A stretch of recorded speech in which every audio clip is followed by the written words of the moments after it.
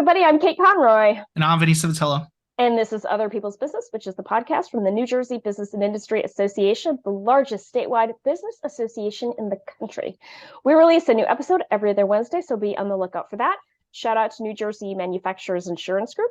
They do home, auto, and workers' comp, so check them out if you need some updated coverage. Awesome. Just a housekeeping matter, too, before we get this train rolling. This podcast is available just about anywhere you can get a podcast. That's iTunes, Google Play, Amazon's TuneIn. We even throw these things up on YouTube if you'd rather watch than listen. But no matter how you check the show out, give it some love. Give it that like. Give it that comment. Give it that 5-star review on iTunes. If you really love it, sign up and get a membership at NJBIA. I'm sure everyone here would appreciate it.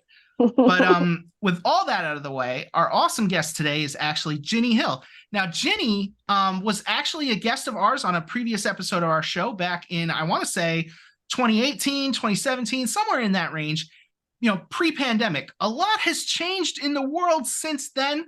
So, Ginny, why don't you tell us, I think some things have changed for you at the Girl Scouts. Why don't you tell us what you do there? Sure. So I am the chief executive in the Central and Southern New Jersey region, one of 4 Girl Scout CEOs across the state. And our job is amazing. Our job is to build girls of courage, confidence, and character who make the world a better place. And so I have the fun and the privilege every single day of making sure that my organization, my staff, all of our volunteers have what they need to bring Girl Scouting to life for roughly 100,000 girls all up and across the state, close to 14,000 in my region. So Lots of Girl Scouts in New Jersey doing lots of cool things. That's Absolutely amazing. That's amazing. So I want to dig deeper into that. But usually I'm the person who forgets something. Today, Vinny forgot about the icebreaker.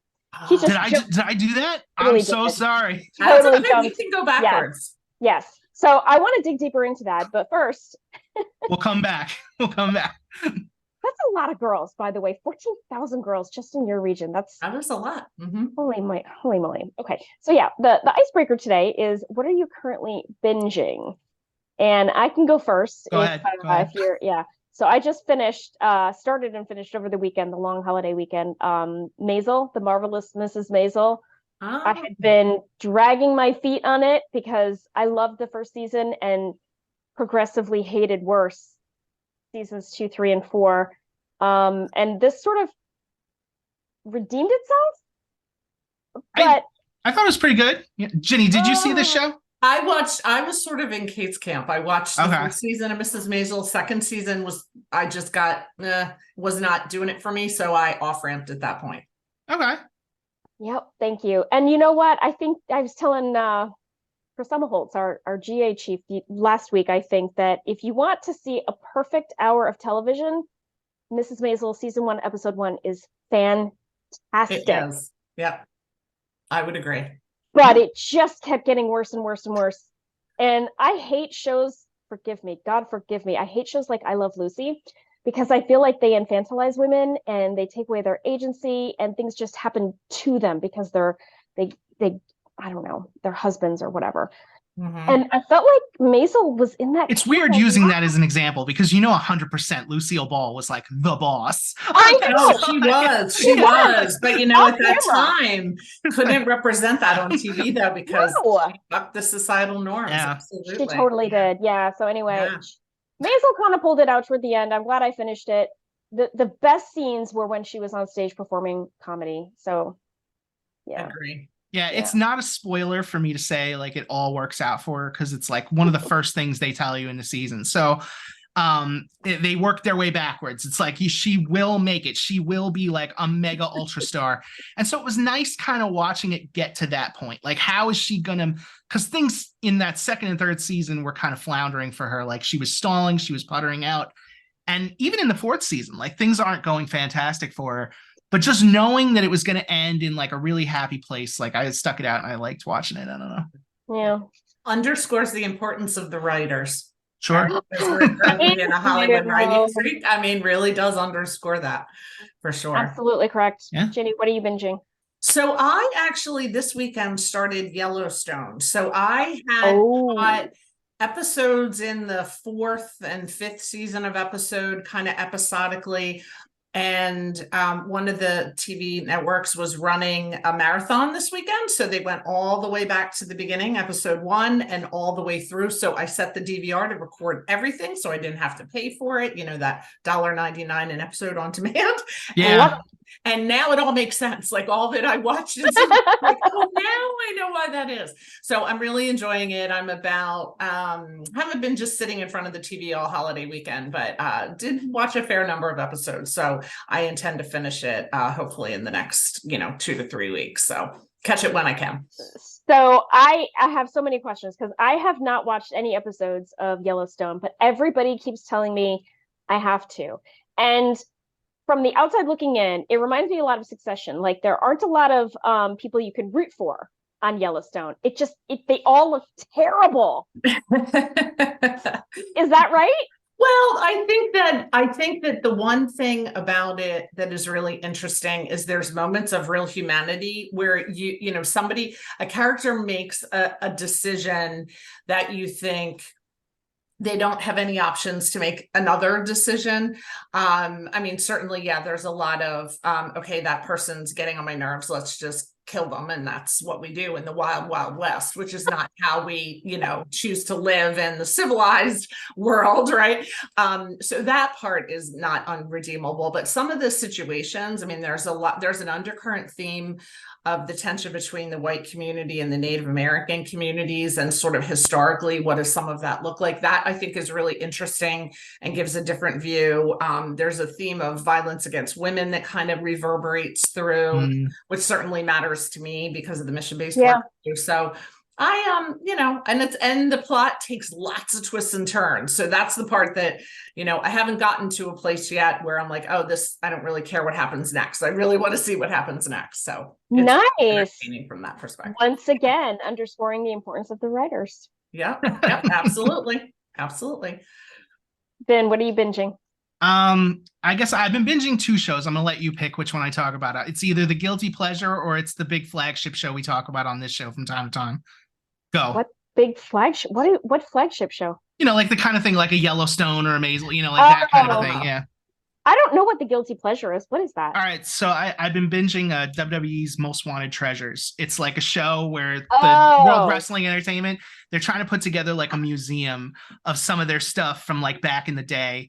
And it's just a weird, like chaotic way of putting on this kind of a show. Like you think you're gonna know like it. Okay, so it's a lot like Pawn Stars in the sense that like they have stuff that they want. They go out and they have like a price in mind for what they want to pay for it. And it never winds up working out. Like it works out like 1 time out of 10, but they'll go out and they'll be negotiating for something. And then like halfway through the negotiation, like the wrestler they brought with them, whose stuff it is, will be like, listen, I'm like reasonably certain this isn't really my gloves. And like the kid, like the guy who they're negotiating with, his kids will be in the background like, they're gonna send us to WrestleMania. They're like, oh my goodness. About that. We have to take a quick timeout. That's amazing. It's just interesting because I guess like the WWE, I haven't really watched wrestling in like 20 years, but I watched it a lot when I was a little kid. And so it's interesting that they're like taking these props from my childhood and they're saying like, this is important enough that we want to make a museum out of it. And then just the fact that they're going around the country like hunting for this stuff. I don't know. It's kind of like I said, it's a guilty pleasure. It's kind of fun to just sit down and watch it. Hence the title. Yeah. I'm really glad you clarified because I thought there was a TV show out there called The Guilty Pleasure. And I was like, what could this possibly be about, this TV show? Can you imagine if they made a show that was just designed to be like the kind of thing that like you don't really want to talk about, but you totally watch? I should write something like that. It would be hilarious. It would. We should script that. Yes. Absolutely. Yeah. But anyway, I jumped the gun before. So I don't know the right way to get back into it, but Ginny, tell me about these 14,000 girls. Yeah. So Girl Scouting is growing back, after having lost some of our girls during COVID for a variety of different reasons. Membership is growing back. It's thriving. Right now we're in the period where we're Still recruiting in this current year because it's summertime and girls come to Girl Scout camp and they attend programs locally where they need to renew their membership, and we're already recruiting for the fall. So the trend is good, but it's summer, and so summer means Girl Scout summer camp, which is a fun-filled time, boating, swimming, tomahawk throwing, rock wall climbing, zip lining, all the fun things that girls get to do. So it's it's one of the best times of year, I think, for the girls. That sounds amazing. Yeah. I went to Girl Scout camp quite a few summers, and as soon as I heard that there was horseback riding Girl Scout camp, I was like, first in line. Sign me up. I don't care what it costs. Mom and Dad, I don't care what it costs. Is Girl Scout summer camp like a sleepaway camp, or is that like, like there's a day both. camp?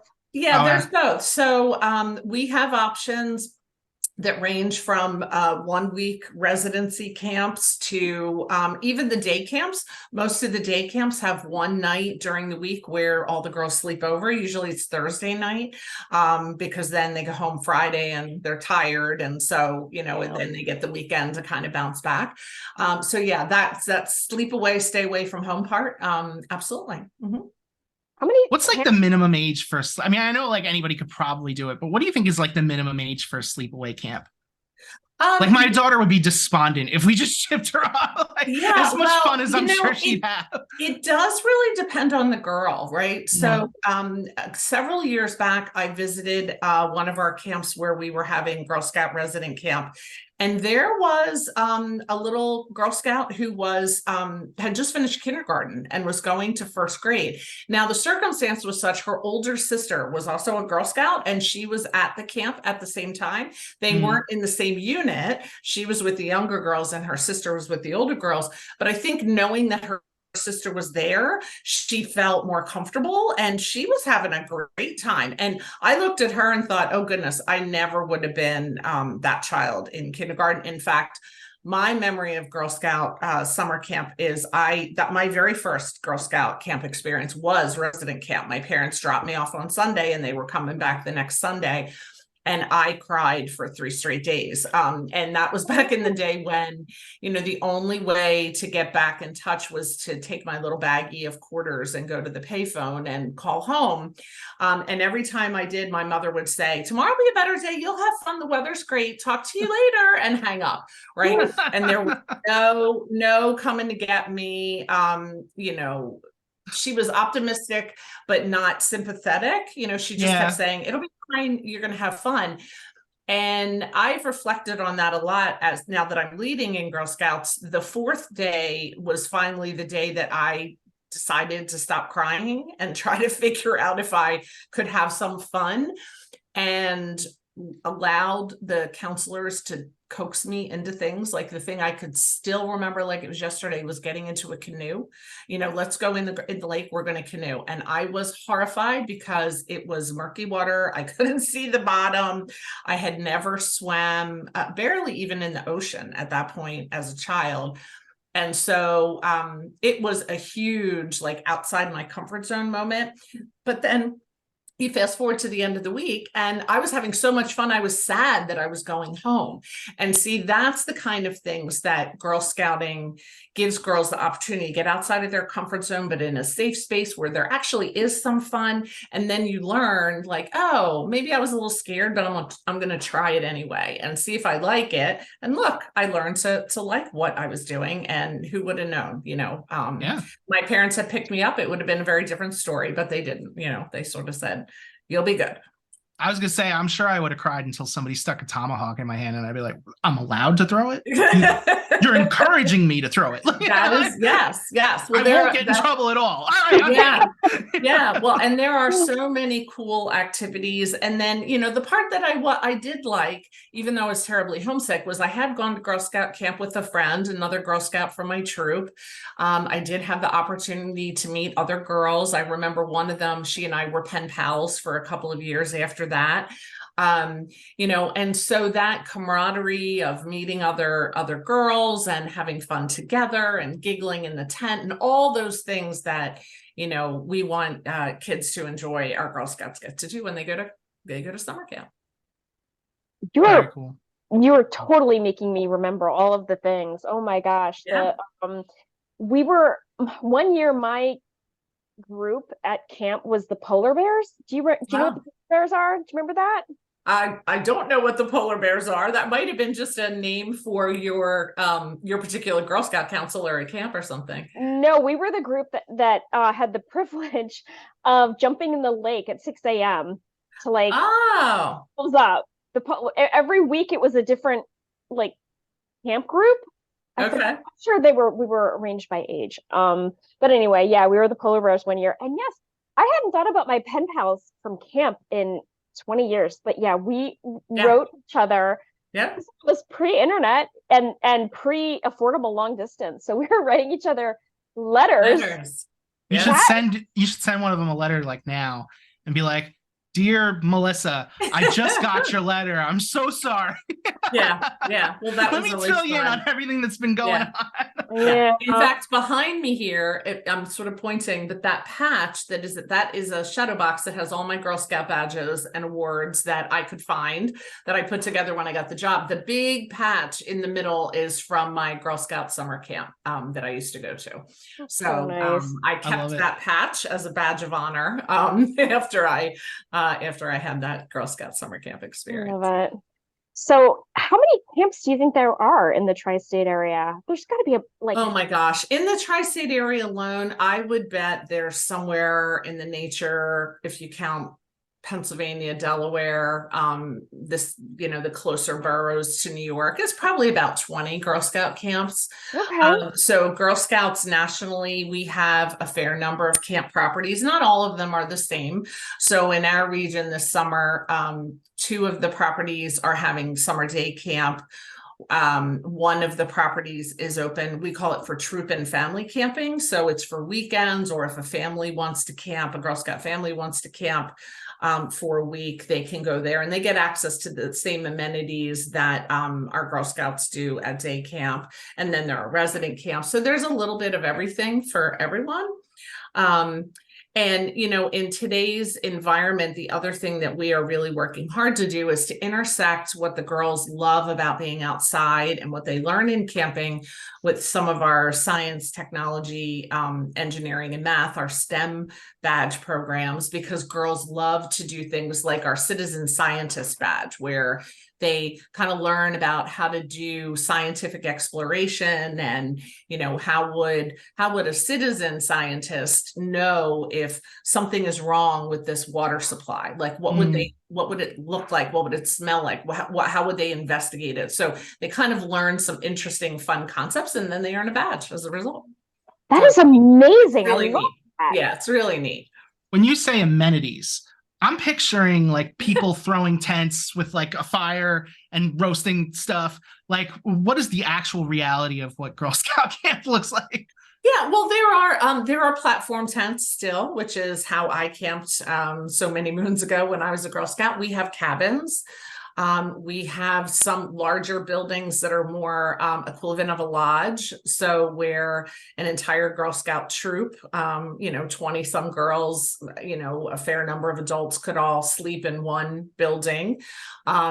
There are plenty of running water and flush toilets and all those kind of things on most properties. Some are a little more rustic than others. So there's really something for everybody, depending on how it is that you want to camp, little rustic or, more towards the nicer. I mean, it's certainly I want to be hotel, all out there's Troop no Beverly room Hills. service, there isn't, it's still a rustic environment, but, there's something for everybody. Cool. Troop Beverly Hills. That is hilarious, Vinny. That is the only way I'm going to be able to camp. I'm sorry. Great movie. Shout out. Nice. Absolutely. There you go. So what else is going on in Girl Scouts? I know cookie season just wrapped up, right? Maybe, right? Yeah, well, cookie season ended a few months back. So another great successful year for Girl Scout cookies, the largest entrepreneurship and business skill building program for girls in the country. So statewide, probably close to 40 to 50,000 Girl Scouts participated in that this year and learned everything from how to make change to how to do online marketing campaigns for their digital stores, everything in between. So yeah, still another huge part of our work.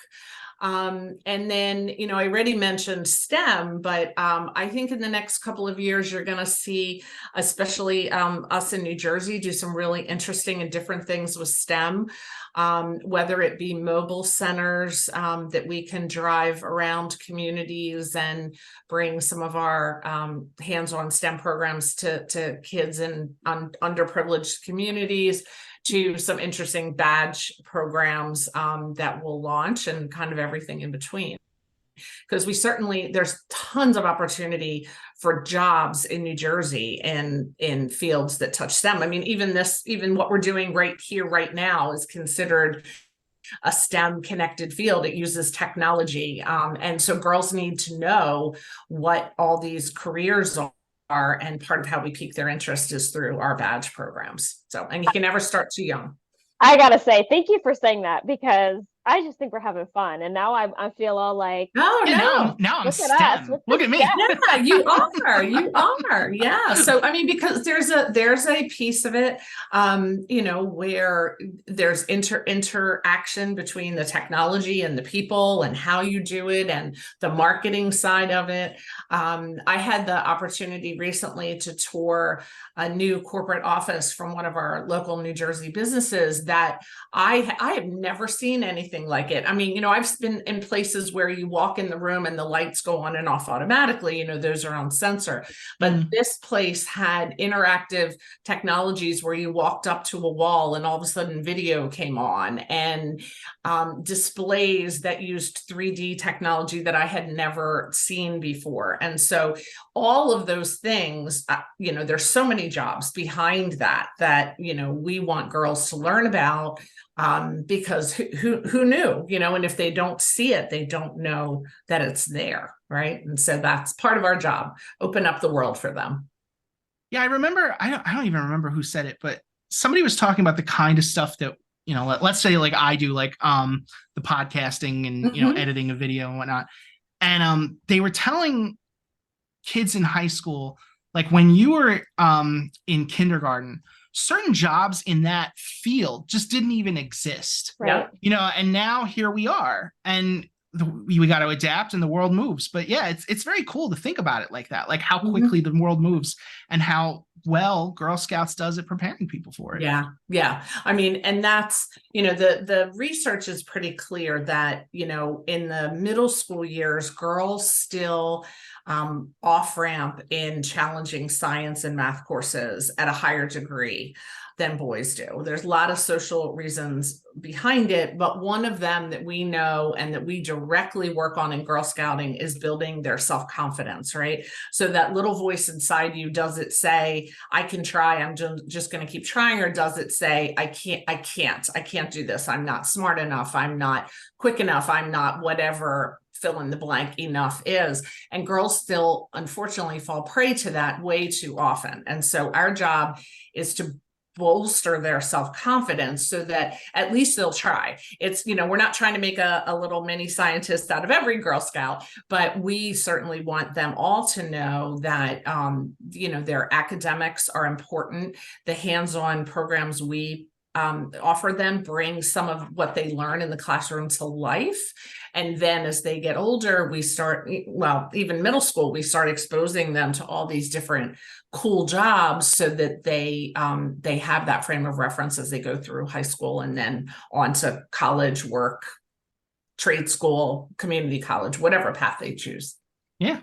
That is just, I just have to say, it is so fantastic to hear that not only are you preparing them for the jobs, but you're building up the confidence as well to advocate for themselves. Because in a world where women still make, 85 cents on the dollar? Yeah. I love the idea that we're raising strong, smart girls who are capable of advocating for themselves and making sure that they get what they deserve, what they're entitled to. That makes me so happy. Absolutely.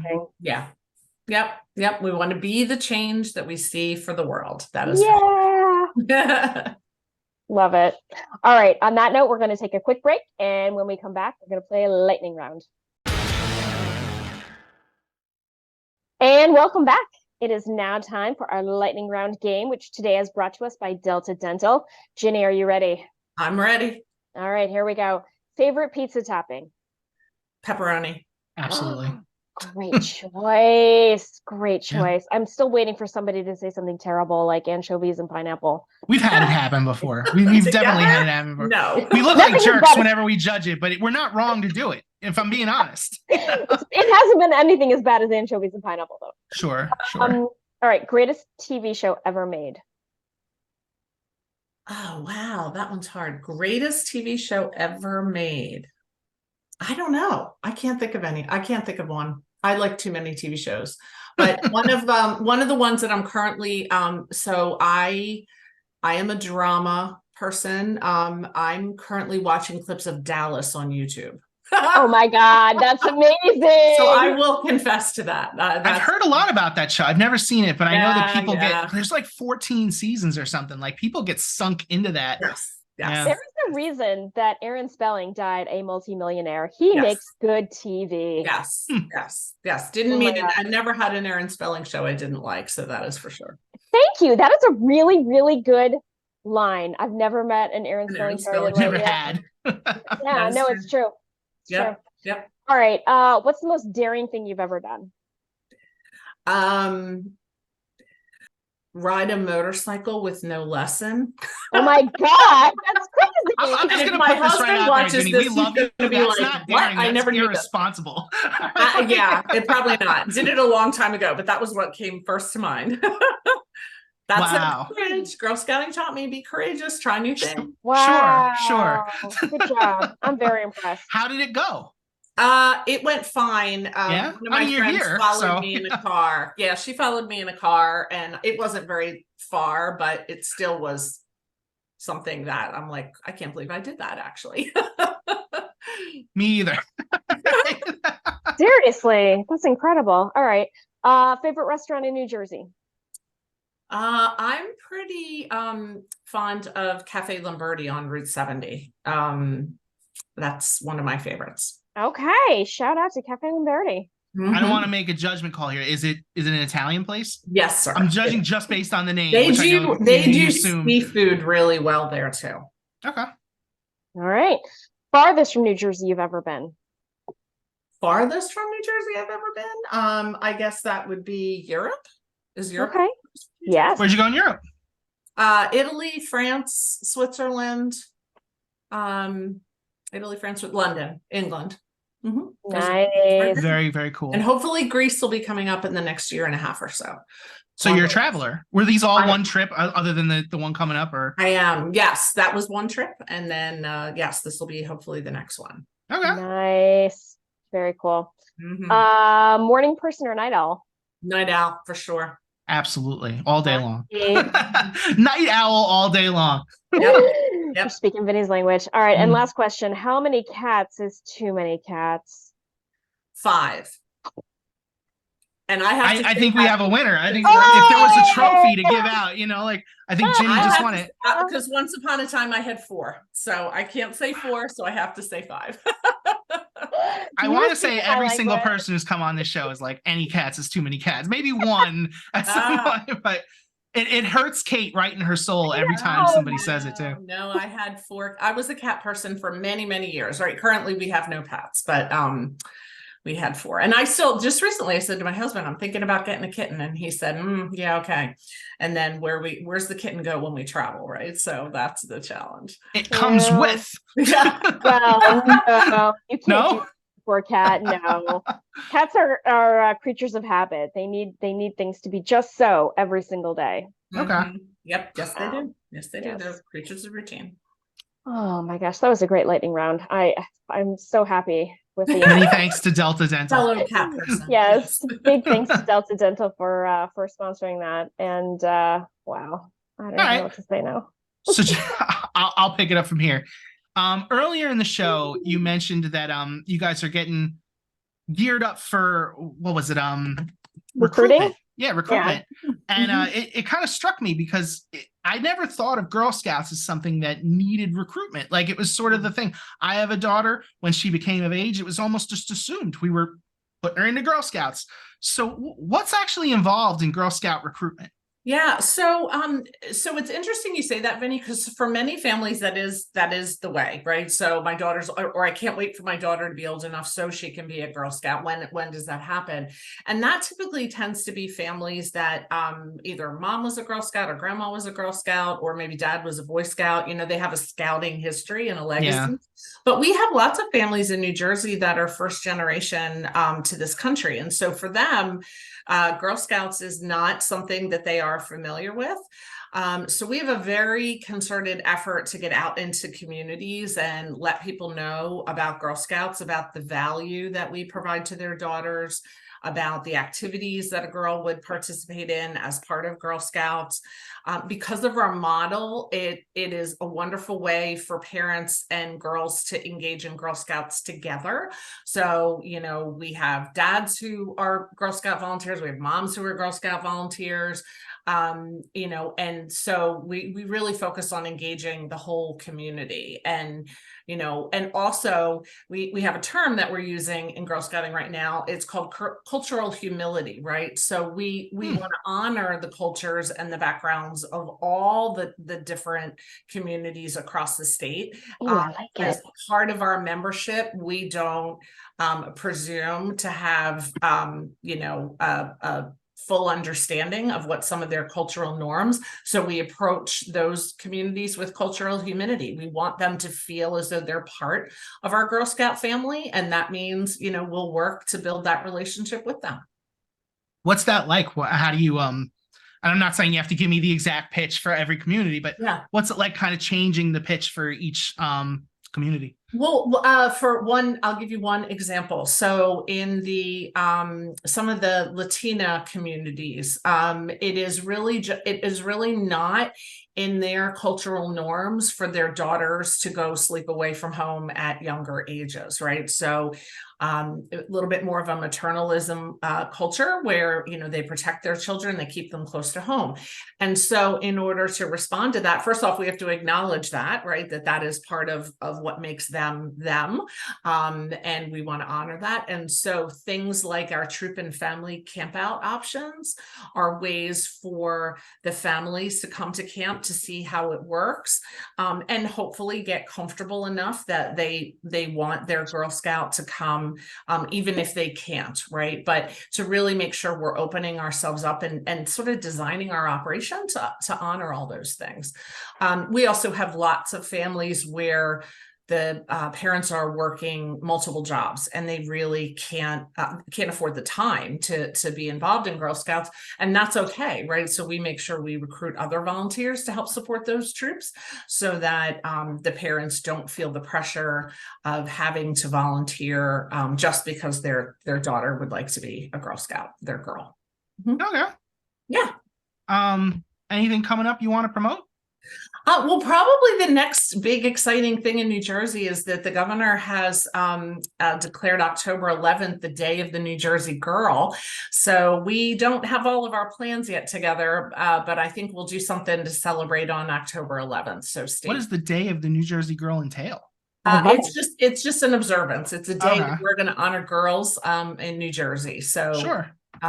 We were proud to be part of the impetus for that declaration. And so I think you'll see Girl Scouts do something fun that day. Like I said, we just don't have it all worked out yet, but awesome. All right, go ahead. No, I was just going to say, that's amazing. I love that. Yeah, it's fun. It's definitely going to be fun. Let's say somebody wants to get involved in the Girl Scouts, either behind the scenes or, you know, bring their girl to it. How can they get a hold of you? Yeah, so the easiest way is if you go to girlscouts.org. That's our national website. From there, you can click on the state of New Jersey and then zero in, depending on where you're listening from, or even if you're listening from somewhere outside of New Jersey, you know, in the tri-state area, or, you know, I'm sure you have listeners all across the country at this point. Girl Scouts are everywhere. We are everywhere. As right? Are we. This is this show has arms and legs. Yes. So that way you can zero in in where you are locally or where you would like your daughter to participate locally. The good thing about Girl Scouts is because we are a national organization, you know, when you have families that maybe, you know, mom lives in New Jersey and dad lives in Colorado or something, you know, if a Girl Scout travels to Colorado, she can go to Girl Scout camp in Colorado over the summer or participate in an activity. So, but you can find us there and zero in and then just take it from there. Cool. Fantastic. Yes. So I want to do one quick little shout out before we officially close. The Girl Scouts have been really amazing sponsors of the New Jersey Women Business Leaders Forum, powered by NJBIA. And this year they are sponsors again, and Ginny is speaking. Mm-hmm. And the panel that you're going to be speaking on is the one on confidence. And so I cannot wait. And I am so thrilled that you guys are going to once again be involved. And yeah, I'm tickled pink about the whole thing. Yeah, well, we really we value the partnership, and you know, we know that many of the women that will be in attendance had a connection with Girl Scouts, or maybe have a current connection with Girl Scouts. So, you know, or maybe want to volunteer for Girl Scouts. You know, there's lots of reasons for us to be involved, but you know, we're a large nonprofit here in New Jersey as well, so we consider it part of our responsibility to be engaged and give back to the business community too. So I'm very excited. And yeah, confidence building and what does confidence mean to adult women, I think will be really fun to talk through with the other panelists. So I'm looking forward to it too. Yeah, Awesome. Totally agree. All right. I think that is officially our show. Thank you to our listeners, especially the subscribers. We so appreciate the support. Thank you to New Jersey Manufacturers Insurance Group, the official sponsor of the show. They do home, auto, and workers' comp, so check them out. And finally, a big, gigantic, massive thank you to Ginny Hill with the Girl Scouts for joining us today. Thank you so much. Hey, thanks for having me, guys. Always a pleasure. All right. We'll see you next time. Bye. Bye.